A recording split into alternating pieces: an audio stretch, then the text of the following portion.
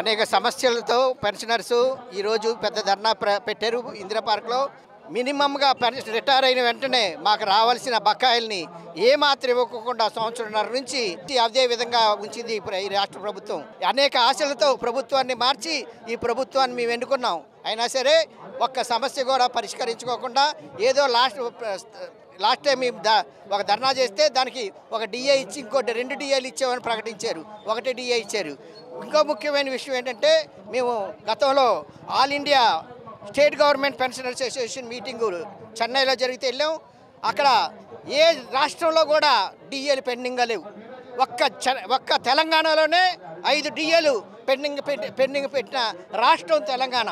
ఒకనాడు గొప్ప రాష్ట్రంగా చెప్పుకున్న తెలంగాణ ఈరోజు అధమ పరిస్థితిలో కనీసం డిఏలు పెన్షనర్స్కి డిఏలు ఇచ్చే పరిస్థితి లేదు. పెన్షనర్స్ రిటైర్మెంట్ అయిన వెంటనే వాళ్ళకి ఇవ్వాల్సిన బకాయిలు ఇవ్వలేదు. అంతేకాకుండా మా ముఖ్యమైన డిమాండ్ ఏంటంటే రిటైర్ అయిన వాళ్ళకి అందరికీ హాస్పిటల్ యొక్క అవసరం చాలా ఉంటుంది. మాకు ఈహెచ్ఎస్ కార్డు ఇచ్చారు కానీ అది ఎందుకు పనికిరాదు.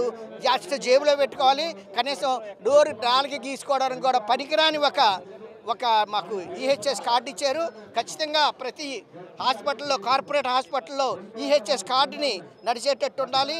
అదేవిధంగా మాకు వెల్నెస్ సెంటర్లు ఉన్నాయి. వెల్నెస్ సెంటర్లు పేరుకున్నాయి తప్ప అందులో ఏ విధమైనటువంటి మందులు లేవు. ఆ మందులు ఖచ్చితంగా ఉండాలి.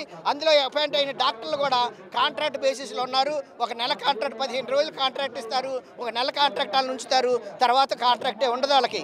ఆ విధంగా మేము అవసరం వచ్చినప్పుడు వెళ్ళినప్పుడు ఏ డాక్టర్ కూడా అందుబాటులో ఉండట్లేదు. కాబట్టి ఖచ్చితంగా వెల్నెస్ సెంటర్లో పర్మనెంట్గా డాక్టర్లను అపాయింట్ చేయాలి. అదేవిధంగా 398కి అపాయింట్ అయిన వాళ్ళు 84లో అపాయింట్ అయిన ఉన్నారు. వాళ్ళకి వాళ్ళకి అరియర్స్లు రావాల్సింది ఉంది. కానీ ఇప్పుడు వరకు కూడా వాళ్ళని అదే విధంగా ఉంచి చేస్తుంది. కాబట్టి అనేక సమస్యలు ముఖ్యంగా మా ముఖ్యమైన డిమాండు ఈహెచ్ఎస్ కార్డు ప్రతి కార్పొరేట్ హాస్పిటల్లో చెల్లుబాటు అయ్యే విధంగా వెంటనే మా తరఫీ చేయాలని, డిఏలు 5 డిఏలు వెంటనే రిలీజ్ చేయాలని, రిటైర్ అయిన పెన్షనర్స్కి బకాయిల్ని వెంటనే రిలీజ్ చేయాలని ఈరోజు మేము ధర్నా చేస్తున్నాం. Thank you.